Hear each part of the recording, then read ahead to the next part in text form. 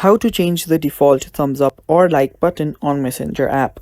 Hello guys, this is Atticus and welcome back to another tutorial video.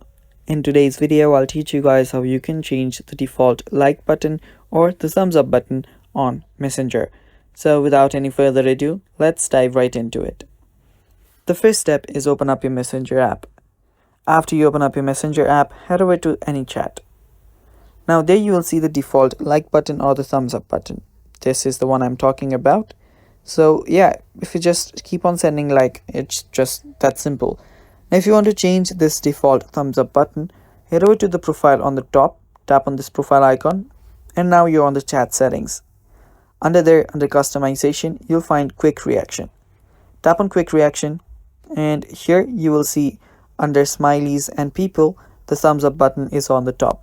Now that is because that is the default one. Now if you want to change it, simply search for the emoji that you want. So let's say I want to change it to something like this. So I'll just change it to this, and now the quick reaction is changed.